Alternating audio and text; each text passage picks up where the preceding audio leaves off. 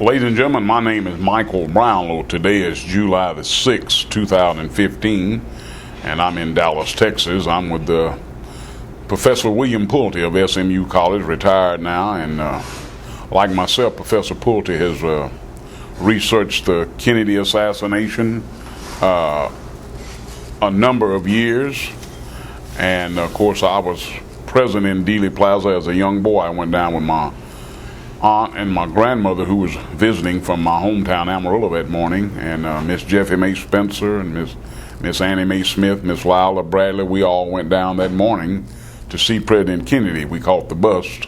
We were living on Elmore Street in Oak Cliff, and we caught the bus, went downtown, saw the president. And also present with me today is my very dear friend, also like Professor Pulte, Mr. Steve Allred. He's doing the video here today, as we've done in many interviews, and I may ask them just a couple of questions before this is over. Getting right into the documentary, ladies and gentlemen. On the weekends, I go down to Dealey Plaza now, current, and often there with Mr. Robert Groden and Marshall Evans. Of course, Robert Groden, this is his book, JFK, The Case for Conspiracy. And we go down to the grassy knoll to talk about the Kennedy assassination to the American public. People come to the grassy knoll from all over the world, not only the United States. People come here from Russia, Australia, Africa, Japan, China, you name it. And the Kennedy assassination is just as open today as it was the day it happened, November 22nd, 63, because still to this day, I would think that 85 to 90% of the American public, and I do think probably the whole world, know and believe that it was a conspiracy and that Lee Harvey Oswald did not shoot President Kennedy. Well, to put this in the scenario, November 22nd, 63, 12:30, President Kennedy's limousine turns off of Houston Street onto Elm, and when the motorcade started down Elm Street, the president had gotten just a very few feet from the corner, and we heard a noise. Being a young boy, a little boy, I didn't know if it was a gunshot or not, but right up on the first noise, we heard a second noise. And of course, when I was 5, 6 years old, even in the Cub Scouts and around my uncles and my grandfather, I had heard guns, so I knew that the second sound sounded like a gunshot. And I remember my aunt grabbing my hand. She was standing next to me, and she said, "Sound like somebody's shooting." That's exactly what come out of my aunt's mouth. My grandmother, who was visiting, like I said, from Amarillo, she was standing over by Miss Spencer, and then Miss Bradley, and all of us. We were all a little spread apart, but we were all together. So that was the second shot. Till this day, people ask me all the time where I thought it come from. I wasn't paying attention to that. We didn't know. So the first two shots were right up on each other, pow, pow, a little louder. And then there was a pause, and then, as I've always said, several shots rang out. I would say at least six shots. After the first two, a pause of about a half a second, and then several shots rang out. As the motorcade had turned off of Houston onto Elm Street, Officer B.W. Hargis, this man right here in the picture with me, Officer Hargis was one of the 4 motorcycle officers flanking the car. And of course, Officer Hargis and B.J. Martin were on Miss Kennedy's side, and on the right side was James Chaney and Douglas L. Jackson. Well, in 1963, I knew Officer Hargis then, and the reason why, Officer Hargis joined the Dallas Police Force in '54. My uncle, Mr. S.E. Williams, who worked downtown for Zales Jewelers, would go to it was called the Dallas Barbecue, and it was right across the street there on Harwood from the police department. And he knew the man that owned the establishment, my uncle did, and he was one of the few blacks that could go in there and get a sandwich. He couldn't go in there and sit down and eat, but he could go in and wait at the counter and get his sandwich. Well, my uncle had met Officer Hargis. They'd become friends. And Officer Hargis lived on Adelaide, probably about 3 miles from us in Oak Cliff, and we lived in 63, and we lived on Elmore. However, by them becoming friends, Officer Hargis would come and get my uncle many a weekend, and sometime I'd go with them, and they'd go fishing. We'd go up to Lake Texoma. We'd go down to Lake Holbrook. So Officer Hargis has known my family and myself. He knew us quite several years. Unfortunately, and of course, Officer Hargis, as you can also tell in this photograph, Officer Hargis and I were very close. He was like my father. I lived with him for a number of years, and in my years of sickness and health deterioration, as Professor William Pulte and my dear friend Brother Steve Allred, they all three helped me down through the years. If it wasn't for those three men, and especially Steve, I don't know if I'd be living to this day. I certainly had a lot of health problems, as many people. If I was only somebody sick, I'd be famous. Well, when the car turned the corner, getting back to the scenario of the assassination, when those second set of shots began to ring out, we lost sight of the president because the president's car was going down the incline. I could see the Secret Service cars and the agents standing on the running boards, but I couldn't see the president anymore. And I remember that last shot being extremely loud. It was very loud. Pow! It was very loud. And we didn't see the bullet hit President Kennedy. We were looking toward the triple underpass because the president's limousine was going in that direction. And I remember as a kid something that looked like some smoke or vapor. A lot of people said the puff of smoke.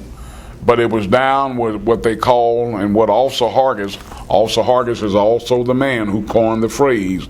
He said, I ran up the grassy knoll, which I'm getting to that very shortly. What they call the grassy knoll. Well, up there on the fence, that's where we saw this smoke, vapor, whatever it was. But I knew that the sound of the shot had definitely come from somewhere west of the Texas School Book Depository and somewhere right at the railroad overpass or the grassy knoll in that area. That last shot had definitely come from there. After that last shot, I did see Officer Hargis as he had dismounted his motorcycle, and he started running up the hill. He ran up there before anybody because Officer Hargis was splattered with the brain and brain dura, the debris from the president's head. He was covered with blood and brain. And then, of course, Miss Kennedy climbed out on the limousine and retrieved the other piece of brain that she gave to the doctors when they arrived at Parkland Hospital. Also, the big piece of skull, the occipital bone, which was found the next day by a guy named William Harper, Billy Harper, and his girlfriend. So with those three things going back and to the left, and the president being thrown back and to the left from the shot, and people seeing the puff of smoke, five great critical pieces of evidence to prove that the last shot definitely came from the grassy knoll. Regardless as to how many shots were fired, if it was 1 or 1,000, the last one came from the grassy knoll. Lee Harvey Oswald, as the shots began to ring out, Oswald was on the second floor in the Texas School Book Depository. He had went to work there October the 16th, so he had worked there a month and 1 week at the time of the assassination. And Mr. Oswald was on the second floor. Miss Victoria Adams and Miss Sandra Stiles were coming down the stairway. They said as the shots were going out, they were coming down from the fourth floor. They saw or heard anybody, and no one passed them going up the stairs, no one passed them going down the stairs. The Warren Commission said he ran down the stairs. Miss Adams and Miss Stiles would have saw that. He did not, because he was not on the sixth floor. In the lunchroom was a lady named Consuelo de la Garza, who was an employee there, and a lady named Helen Walker. And then across the hallway was Miss Geraldine Reed. And Miss Reed gave Oswald change for $1 to get a Coke out of the Coke box. Just seconds before the first shot. And she testified that she talked to Oswald, she gave him the chain, he was in the lunchroom. After the shots had all been fired, ladies and gentlemen, within about 65 seconds, Officer Marion Baker dismounted his motorcycle at the corner of Houston and Elm, ran into the building, and was joined by Roy Truly, Oswald's supervisor, and they went to the elevators. Both of the elevators were up, so they started up the stairwell, Mr. Truly being in front of Officer Baker. When they reached the second floor level, Officer Baker looked into the lunchroom through the little versatile window on the door, and he said he saw a woman and a man, and he said the man spotted him, and he got up and started to walk back toward the back of the lunchroom. Seemed like there might have been two doors, one at each end of the lunchroom, as the story goes. I really don't remember. But anyway, he got up and started walking away, and he got his Coke, or the Dr. Pepper, or Pepsi, whatever it was. So Officer Baker pulled his pistol and kicked the door open with his foot and told him to hold it. He said the man turned around and walked back to him. He said my pistol was almost touching his stomach. At that point, Mr. Truly realized that Officer Baker wasn't behind him, so he turned around and came back down the stairs and saw what was happening. He saw that Officer Baker had pulled his pistol on Oswald. So Mr. Truly ran up to Officer Baker and told him, he said, "Sir," he said, "wait a minute." He said, "Whoa." He said, "This man is one of my employees. He does work there." Miss De La Garza was sitting at the table and saw all this. Miss Walker was just coming down the hallway. She saw the end of it, and then, of course, Miss Reed was across the hall in the other room. She had just gave Oswald the change for the dollar. So these five people most definitely can attest to the fact, well, six with Roy Truly, that Oswald, Lee Harvey Oswald, was on the second floor in the break room, lunch room, whatever room you want to determine it. That's where he was. He was nowhere near the sixth floor window when the president was killed. Shots did come from the sixth floor window, east end of the Texas School Book Depository, and it is my contention, not Mr. Allred's or Mr. Pulte, I'm doing this interview, they're here for support of me, and I will ask maybe each one of them a couple of questions. But it is my contention that a man named Malcolm Wallace was shooting from the sixth floor window, and he did hit President Kennedy in the back of the head, and another shot that he fired entered the president's shoulder. I do believe that two shots hit President Kennedy from the sixth floor window. As the Warren Commission said, that is very true. What the Warren Commission lied about or covered up or denied is the fact that two shots also hit President Kennedy from the front. One hit him in the throat, just to the bottom of the Adam's apple, as Dr. Malcolm Perry said, and the other shot entered President Kennedy's right temple and blew out the back of his head, which is what caused Officer Hargis to get splattered with the blood, Miss Kennedy to get the piece off the trunk, and the big piece of the occipital bone to land across the street. Those shots came from the grassy knoll. I believe the four gunmen were Charles Harrelson, who fired the throat shot. Malcolm Wallace fired shots from the sixth floor window. Charles Nicoletti was on top of the Daltex building. And most definitely the man who fired the last and fatal shot, Mr. James Files, who is still living.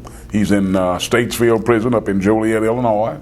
He's become very sick. They think he may not even live much longer. However, he's done 3 different documentaries saying that he fired the fatal shot that killed President Kennedy. He first admitted it many years ago, and Lyndon Johnson and J. Edgar Hoover covered it up.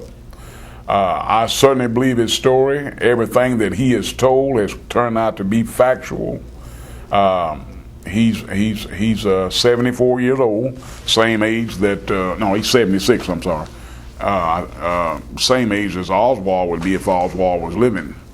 And so Mr. Files, who worked under the guidance of Charles Nicoletti for the Mafia, Charles Harrelson was just an open contract killer, even though he had ties with the Mafia as well. Malcolm Wallace, who many people have said worked for Lyndon Johnson, even as far late back in the late 40s, and he was a master sniper. And then, of course, Charles Nicoletti was under the guidance of Sam Giancana out of Chicago. So those were your 4 gunmen. Mr. Robert Groden also says that there was possibly a shooter in the second floor window of the Dow Tex building and one on top of the Records building. In 1975, they did find a 30-aught shell up there. Mr. Groden has possession of that shell today. So if that being true, then you had a total of 6 gunmen. We definitely know there were 4. There's no doubt. About 43 minutes, at about 1:14, some 43 minutes after President Kennedy, Governor Connally, and a man named Mr. James Tegg, who was also hit in Dealey Plaza. He was hit by one of the 5 missed shots. As the shots were being fired upon the motorcade, Mr. Tegg was injured in the face. One of the shots bounced off the southwest curb at the viaduct and hit him in the face.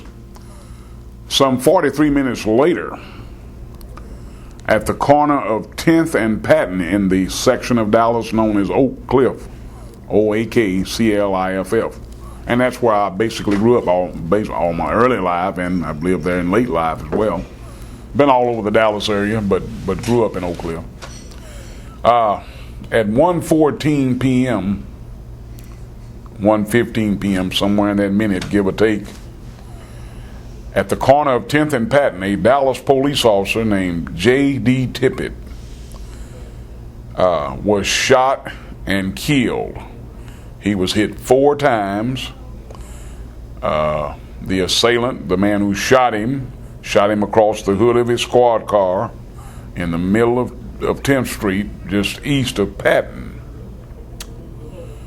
There has been just numerous great controversy about who shot Officer Tippit.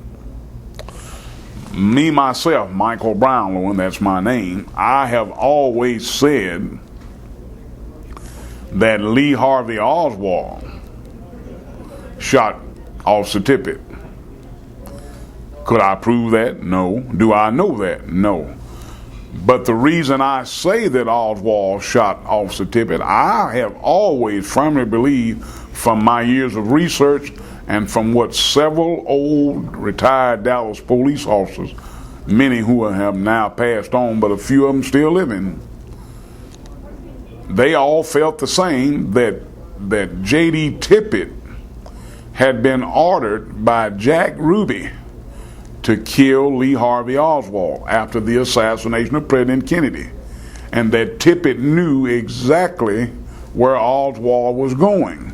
Well, if that's not true, why was Tippit at 10th and Patton? What's so important about the corner of 10th and Patton? It was just an everyday street. People, living, going down the street, and most of the people there in the neighborhood that day were at work. So why would just an everyday street corner, why would a man who just shot the President of the United States, supposedly, Lee Harvey Oswald, go to the corner of 10th and Patton? Well, I can answer that real simple, ladies and gentlemen. He was working under the guidance of Jack Ruby. Lee Harvey Oswald was a double agent for the United States government. He had ties with the Mafia. He knew many people. He was only 24 years old. He was a United States ex-Marine. And not making Oswald no saint, certainly. He had a real tarnished demeanor. But he didn't shoot President Kennedy. He wasn't the shooter. He was the patsy.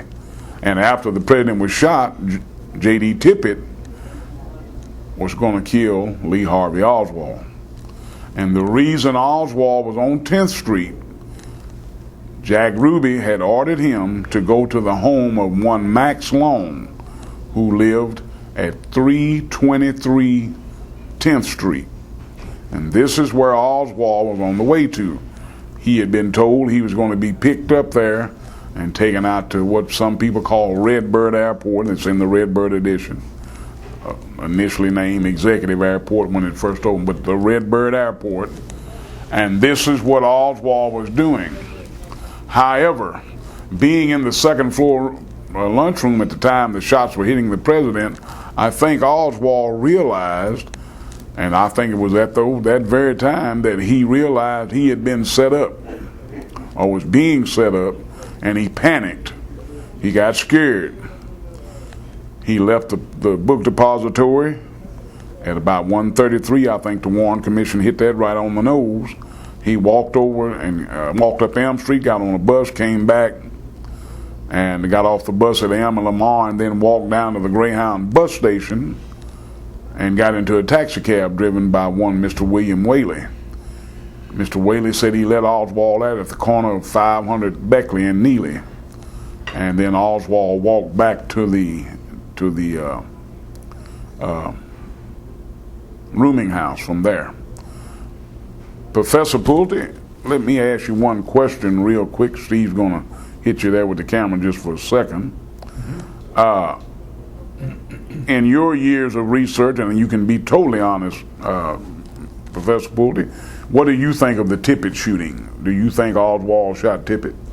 Well, if for Oswald to get to the location where Tippit was shot, I've always been sure that if it was Oswald, he had to have been driven to 10th Street, because I think it's correct that the time was not sufficient for him to walk from his rooming house to the place where Tippit was shot. But he certainly could have been there in time to shoot Tippit if somebody drove him. And so I've wondered about the police car that pulled up to the rooming house and honked a couple of times, and neither Oswald nor anybody else came out of the rooming house, and the police car drove off. And I've always wondered if it didn't just kind of go around the block, come back again, and then maybe pick Oswald up and drive him to a location close to where Tippit was killed. So if if Oswald was picked up by somebody, yes, he could have killed Tippit. If he was not, I don't think he could have, because it wasn't enough time for him to walk over there. But people sometimes say it's impossible for Oswald to have killed Tippit because there wasn't time for him to get there. Well, walking there wasn't enough, but if someone drove him, there was enough. So that's my idea about that. Well, to sum up what Professor Pulte just said, I don't think it could be more right in the world. Because, ladies and gentlemen, I have found out over the years that one officer, Earlene Roberts, said the car pulled up, as Professor Pulte just said, beep the horn. I talked to the man who worked across the street at the service station at the time, which later became a locksmith shop. Mm-hmm. But in '63 it was a service station, and he saw the police car pull up, as did the young boy that was working for him. And he said the car did make the block and came back around, and at that point Oswald had now exited the house, the house, and was standing on the corner at the bus stop of Beckley and Zane, and that's where he got into the police car. And I'm going on record as Michael Brownlow in saying this. Professor Pulte is not saying it, I'm saying it, that Harry Olson, a Dallas police officer who was very dear friends with Jack Ruby and knew JD Tippit as well, naturally. Olson was Ruby's little henchman on the police force, one of them, and he had followed Oswald from the time he left the book depository till the time that Tippit was shot. And he picked Oswald up to be sure and mainstay that Oswald and Tippit stayed on schedule. That was his job. That was his part that day, to keep eye on Oswald, and he did just that. When he picked him up, they made a right on Zanes, went down to, we don't know, Colorado, or he could have turned on Crawway anyway, but he let him out at the corner of 10th and Marsalis, where Oswald began his fateful walk, the west walk. He was walking westbound from Marsalis on 10th Street. Several people saw that. Mr. Scoggins saw him coming west. A lady named Miss Laurie, who I've found about 5 years ago, well, she found me, and she was walking to the library. Jimmy Bert, who I talked to many times, William Big Boy Smith, several witnesses said the man was coming west. He had on a white jacket and black pants. The squad car was coming east very slowly. The officer crossed the intersection of Patton on 10th eastbound, kind of swerved over to the curb, offset, and approached the man coming west and begged for him to come to the car. The man did go to the window of the car and had a very short conversation. As Miss Lori says, it couldn't have been no longer than 5 to 7 seconds. It may be long enough for Tippit to tell him to get in, and he said no. And then that's when Tippit started out of the car. He got out of the car and got to the left front wheel and began to turn. And she said that she saw the officer grab the handle of his pistol, and as if he was pulling it out of his holster. And she said the man in the white jacket came out from his right side. She couldn't see because she was looking from the west toward the east, so she couldn't see the actual right side of the man, but she saw him when he came out with the pistol. And she said she heard 4 shots. She saw the officer fall. He hit the ground. She said she remembered seeing his gun hit the ground and he fell on top of the gun. Mr. Bill Scoggins told me the same thing.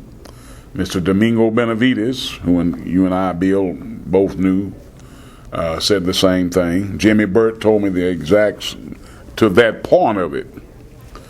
Helen Markham, the star witness of the Warren Commission, Steve and I, and you together, all 3 of us one time, talked to Miss Markham, and then Steve and I talked to her twice on occasion. Then you and I, Bill, talked to her, I think, once or twice on occasion together.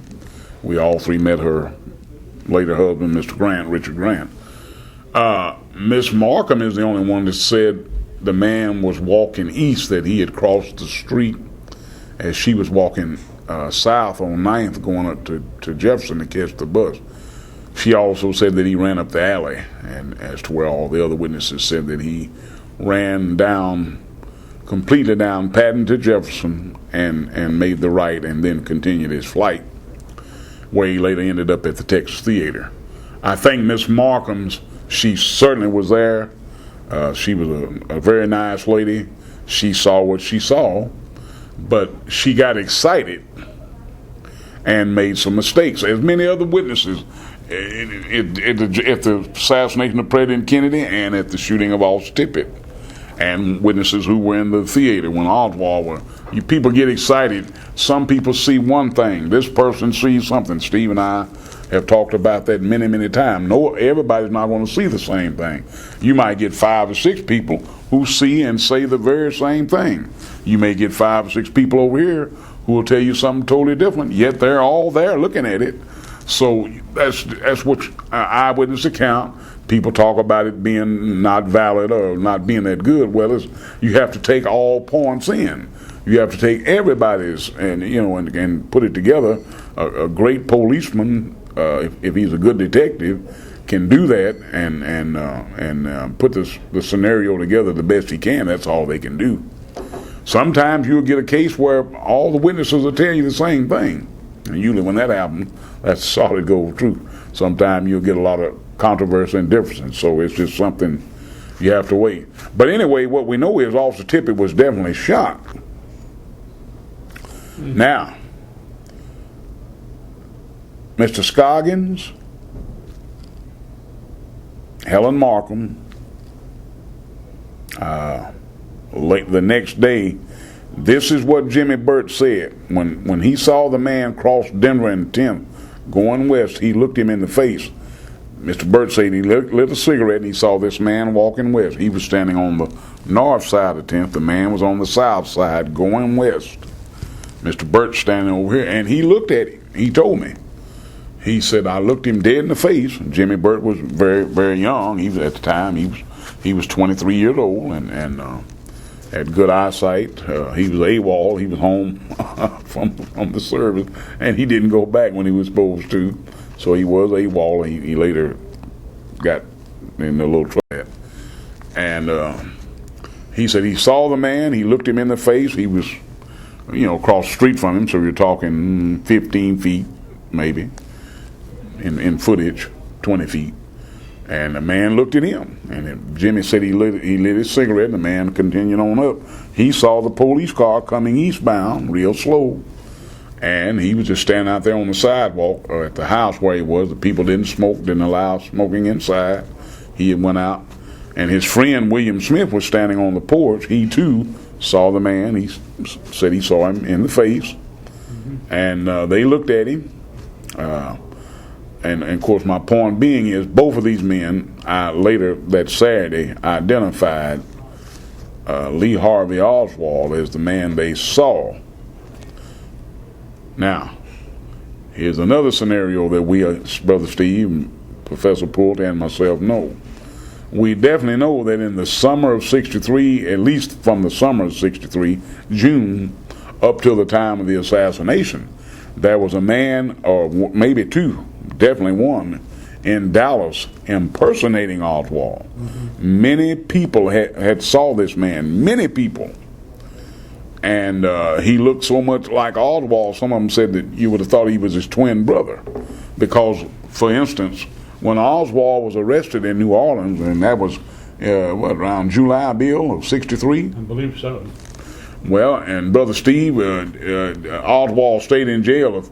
I know you can't be seen on camera, they can hear your voice. Oswald, do you know how long Oswald stayed in jail, Steve? No, I forgot. Yeah, I did too. I'm thinking it was a couple of weeks. Maybe I'm wrong. And I know that he'd done some radio interviews there in New Orleans and some TV interviews. So he was in New Orleans for quite some time. And he was arrested for passing out the Fair Play for Cuba Committee papers. So how can Lee Harvey Oswald be in New Orleans, especially being arrested in the Thibodeau Parish jail there, and be in Dallas at the same time? He couldn't do that. Several people saw him in Dallas at a gun range practicing with a rifle. People saw him at a car lot test driving a car. They saw him and a woman and a baby, little girl at a furniture store. People said they saw him at different restaurants. Well, it couldn't have been Lee Harvey Oswald, because Lee Harvey Oswald was in his hometown of New Orleans, Louisiana. And it wasn't Oswald. Contention, mine, is that, I think Professor Pulte and Brother Steve here both will confirm what I'm saying, maybe in a little different atmosphere, but way. Jack Ruby had someone impersonating Oswald to set him up, because I think at that point in time even they were planning the assassination of President Kennedy. And Oswald was the designated patsy from day one.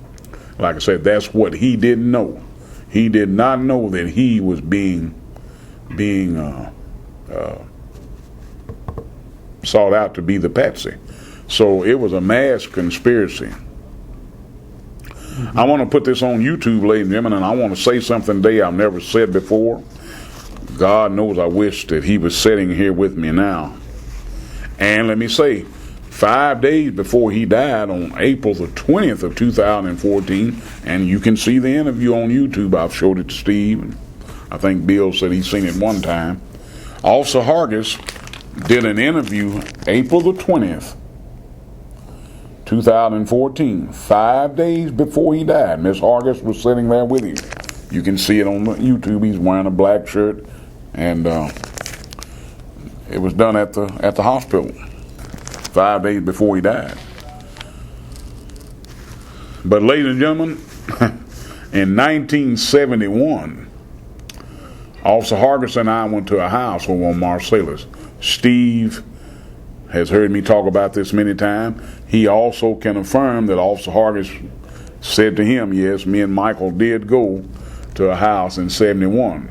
Bill, same thing. Officer Robert Rowe, Officer O.E. Stanton. I can get all these people to attest to the fact that Officer Hargis said that, but he never would tell why we went, and neither would I. I'm going to tell it real quickly right now. Officer Hargis and I went and picked up a package It was September the 30th. 6 days before that, ladies and gentlemen, Dallas police officer retired Roscoe Anthony White was murdered. And he had contacted Officer Haras about a week before he was murdered and gave him some information to go to this house and pick up a package. And I was in the company of Officer Haras when he done it. And that package contained critical evidence to the Kennedy assassination. I never actually saw what was in it. I watched the door. Officer Haras came out with the package. He told me what it was. I didn't see it. And he also said that he didn't want me to really see it. He had me there watching his back and looking out to be sure nobody pulled up. We didn't know what was going on. And I think the reason that Roscoe White trusted Officer Haras, so Officer Haras was straight into the case. And on the day of the assassination, Officer Haras ran up the grassy knoll. Steve and I interviewed him. He talks about seeing the puff of smoke. He got splattered with the blood, but he also in the interview said he saw Roscoe White run from behind the pagola coming toward the fence, as many other officers did. But Roscoe White was involved in the Kennedy assassination up to a certain level. And as we all know, many people say that Roscoe White was the badge man. I got some real bad problems with that because Officer JD Mercer is still living, to my knowledge. Officer T.C. McConnell is still living. Officer Welcome Barnett is still living. And I think Officer J.D. Smith is still living. Those four officers, along with Roy Vaughn, Billy Bass, Marvin Wise, Sergeant D.V. Harkness, who've all passed on, they were all standing at the corner of Elm and Houston as the president's car turned off of Houston onto Elm Street. And all of those officers, the one that I just mentioned, and also East Stanton, that was his first year on the force. All of those officers, the ones who are still living, and many that said it before they died, but I can get the four that are still living. Roscoe White was standing up on the corner with all of those officers. The strange thing about it was that day he did not have a cap on. He didn't have his Dallas police cap. He was in uniform, had his gun on, but he didn't have a cap on. And of course Roscoe White had a receding hairline. He was about, a little over 6 foot. And right after the shots, he, with T.C. McConnell, actually Joe Marshall Smith ran first, and he was right behind him, not too far, and then T.C. McConnell.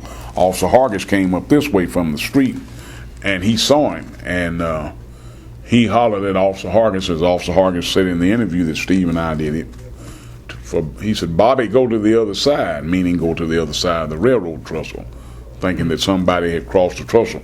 Many witnesses said they saw a man running down the fence line. J.C. Price, who was up on top of the annex building. Ed Hoffman saw a man toss, he said he thought it was a weapon, and he ran down and he had on a white shirt. Mr. Hoffman and Mr. Price said the man had on a white shirt. Mr. Lee Bowers, who was in the railroad tower, said he saw a commotion. He saw a flash of light. He saw two men. He never said I heard a shot or saw a shot. He said I saw a flash of light. He said there was some commotion behind the fence. He also saw 3 suspicious cars enter the parking lot. One of them, he said, in the 57 Ford, looked like the man had some sort of walkie-talkie or phone, and he was talking on it. Well, Roscoe White was in part of that and covered a lot of stuff up. That's true. But the real badge man was Charles Harrelson. And Charles Harrelson was arrested as one of the 3 vagrants, the 3 hobos, whatever you want to call them. E. Howard Hunt was the other one. And then from my research, Not really being sure, but I think the guy's name was David Brown. They called him Davy Boy Brown. He was a little light mobster with the Mafia. Had ties with Jack Ruby, originally from Houston, Texas. I do know that in 1965, his parents were murdered, and they found him in the deep freeze out in their garage. They had been cut up. And then about 8 months after that, he himself was murdered. In the 70s, ladies and gentlemen, Charles Nicoletti was murdered. Jimmy Hoffa come up missing, have been found to this day. Sam Giancana was murdered. Johnny Roselli, I think they found him in a barrel. He was found, but he was murdered. All these Mafia big people came up. Well, I won't mention this name to this day for a reason, but a person very, very close to the Kennedy family told me that Miss Kennedy hit back. And when he was mentioning Miss Kennedy, he wasn't talking about Jackie. He was talking about Miss Rose Kennedy, President Kennedy's mother, and that she hit back, hit the Mafia hard and heavy for the deaths of her two sons, John and Robert. They killed them both, and the Mafia was involved with the Covert Actions branch of the CIA.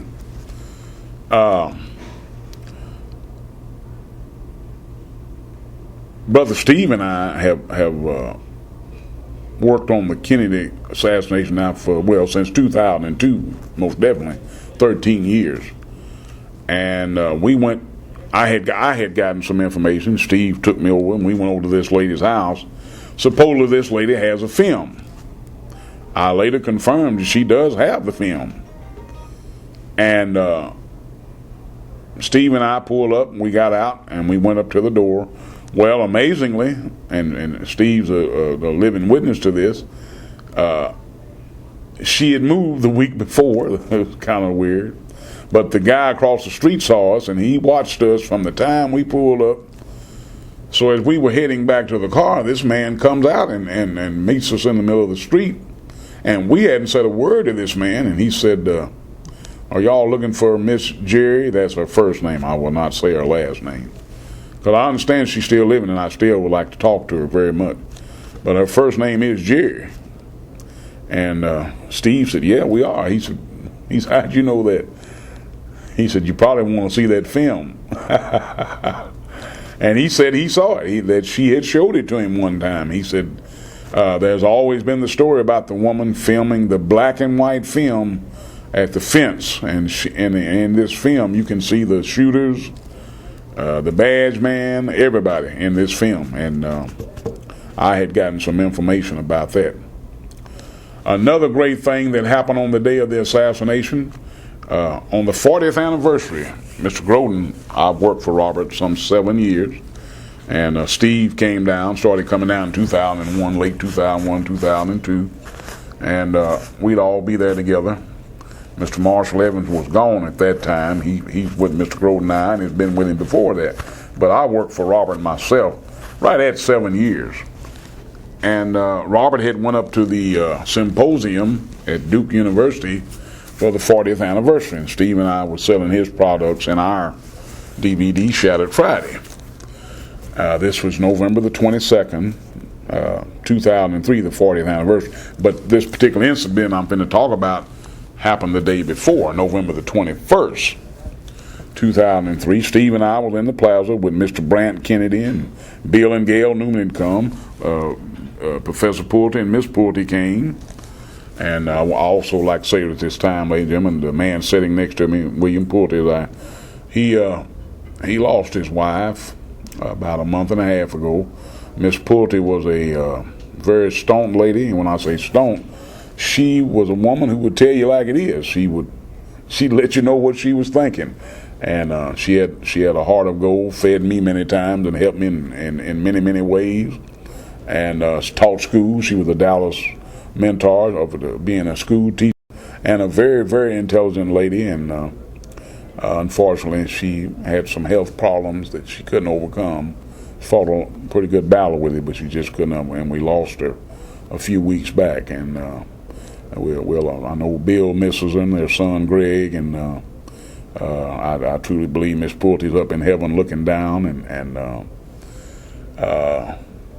she lived a jubilant life. So we say in prayer of God today for her to rest in peace, along with also Haras and many others who have left us, who had some ties or some way in the Kennedy assassination.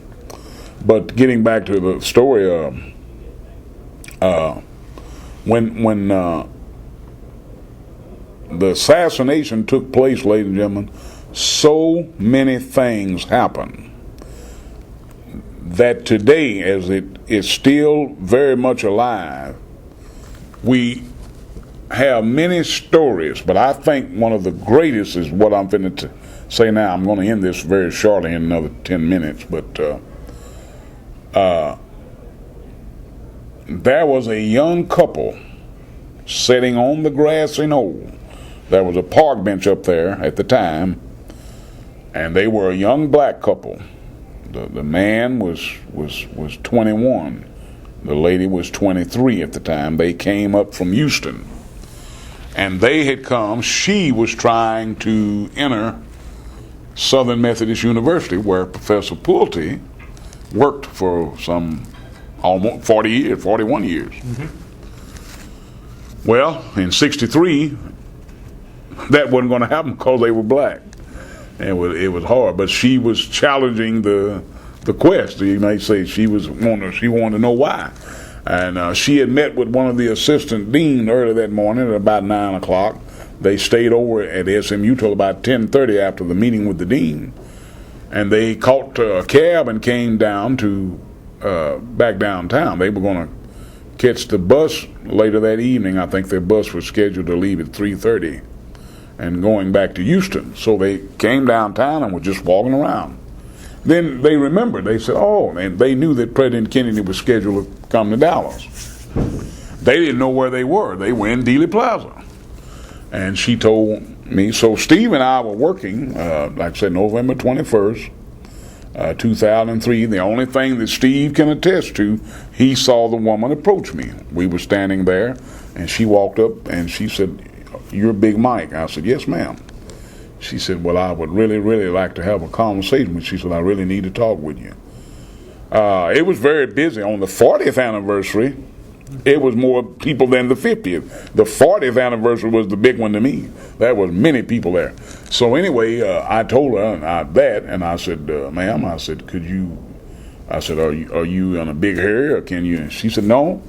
So about another hour and a half went by. Of course, on the 40th anniversary, Dan Rather was in Dealey Plaza. Walter Cronkite was in Dealey Plaza. Peter Jennings was in Dealey Plaza. Many celebrities. It was the 40th anniversary, but man, you would think the 50th. Of course, a lot of these people had died by the 50th, 10 years later. So on the 40th, they were all still living, and we were all there. So many witnesses were there, and what a day that was. Well, after another hour and a half, I finally got to talk to the woman. Went behind the fence with her. This lady's very much alive, as where I'm sitting here talking, doing this documentary with Bill and Steve. She is very much alive and in great health. Not real old, but not real young either. The person that was with her is not living anymore. Now, I'm not going to get into what happened on that. There's too much controversy about it. But she's living. She's living. She has told me that when they walked up on the grassy knoll at approximately 12:15, they sat down on the park bench. They had stopped at a Tom Thumb and went into the delicatessen, and it was there they got the cab. I think they rode the bus from SMU over to Ross Avenue. There was a big Tom Thumb that had a delicatessen, and they stopped, and then they got them a cab on downtown, and they got off up at Lamar and Elm, and they had some time. The bus wasn't going to leave till 3:30 or 4:30. I'm not really sure. She told me. So they were just walking around downtown Dallas, where else Central College is now. There was the old Sanger Harris building, and of course the Record Grill was there. And Dallas was a city in '63. It was a big town. So she was walking around. They eventually wound up within a few minutes in Dealey Plaza. So she told me that they got to the grass, probably about 12:15, 12:10, 12:15. They sat down on the bench. They had realized, and she saw that they heard the crowd and the people clapping and over on Main. They saw she remembered seeing most definitely Jean Hill and Mary Mormon, because Miss Hill had on that flaming red raincoat. And she remembered she said the couple with that later fell down on the kids. She saw them, Bill and Gail Newman, and she saw, just like Miss Sitzman said, the lady that was with Mr. Zapruder. And in Josiah Thompson's book, she talked about it. In the book Picture of the Pain, Miss Sitzman, she said, I saw a young black couple sitting there on the bench.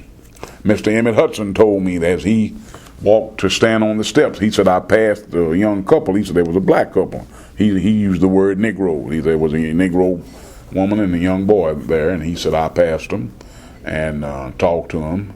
I asked Charles Brim, and he told me, he said, Mike, since you asked me that, he said, I do vaguely remember once or twice, maybe looking over toward the wall. He said, I do remember seeing a young Negro couple. So several people saw them. They were there. Well, here's the thing. I've got 8 minutes left. She said, the man in the police uniform fired. She said that man in the soldier uniform, guarding on, was standing by the big tree, just like he said. And she says when this man fired that shot, she said she thought it was going to hit the soldier. It was just that close. But they hit the ground. She hit the ground, and the person with her jumped up and ran inside the pagola and took cover. She hit the ground right there by that wall and hunched up. She saw the Black Dog Man, the man we know as the Black Dog Man. She said there 3 men were on the steps, Mr. Hudson, Mr. Schaefer, and Mr. Williamson. And she saw Mr. Zapruder and Miss Sitzman, but now she's on the ground. She saw Gardner, as he said in his testimony, that he hit the ground. So she said the man fired the shot in the police uniform, and it went right past them over that white wall. She didn't know if it hit the president or anybody else, because she hit the ground. And she said then she heard another shot. There was a pause, as I said earlier. She said then she heard several shots, and the person with her was screaming, stay down, inside the pagola. He was inside the pagola, but he was telling her to stay down. And she said, I was hunched up against that wall, hoping that I didn't get hit. And she said, I knew they had to have been shooting at the president. She said that was clear in her mind.